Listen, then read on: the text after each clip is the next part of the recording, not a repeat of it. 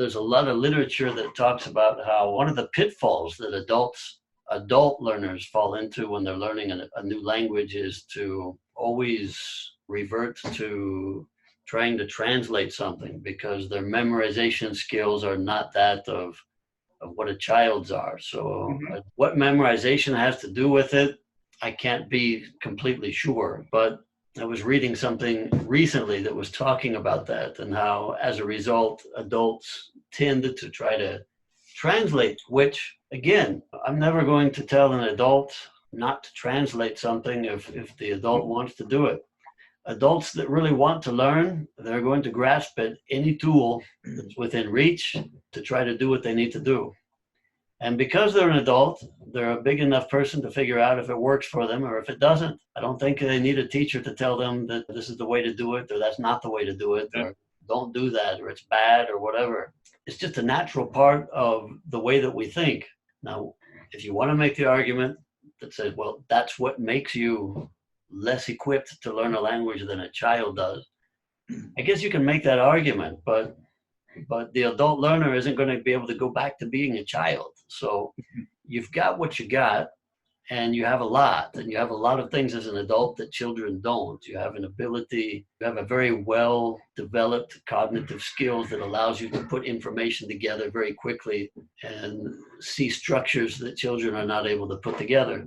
That's an advantage that an adult has. And translation is a tool that's involved in that, and sometimes it's used properly and sometimes it's not. But the adult can figure that out on their own. I don't know if I feel like sometimes that teachers sometimes put themselves in a position of, it's my responsibility to make sure that this learner never runs into an embarrassing situation because he was taught well by me. The learner needs to be aware of that. At times teachers are trying too hard to make sure that you don't make a mistake, and at the end of the day, you're going to make mistakes.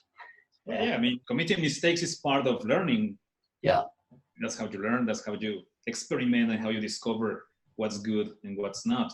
I don't know if I would, if a student came to me and say, teacher, I'm at home and I've been trying to translate these paragraphs, and I'd like to see if you would look at it and tell me, where if I've made any errors or things like that. I'd be glad to look at something like that. But I don't think in the year 2020, I would make a class where I had students translate stuff. But if one wanted to do it, sure, I would encourage it, because it's proactive. Do something, right? If you feel like that's something that's interesting to you and it works for you, do it. Yep. Look, and about that, well, as years went by, after I finished high school, well, I was telling you, this class was when I was 15 years old. Yeah. That was the first year of high school. Back in 1982. 1982, 15. No, it was no. 2000, the year 2000. And, after that, I started to study languages when I was 19 in Puebla, the University of Puebla. And one of the activities that I did, by myself, it was not a task that any teacher demanded. I translated songs. At the time, I remember that at the time I was really into Bob Dylan and folk music at the time. That was my folk music stage.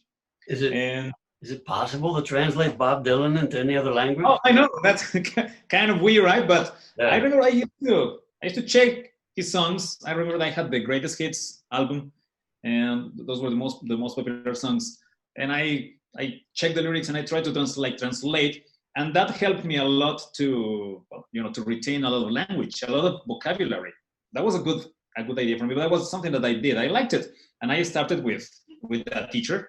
And as I told you, even though I didn't like the songs that she assigned, I translated them, and it was like cool for me. Okay, I'm going to do it, and it really helped me that way.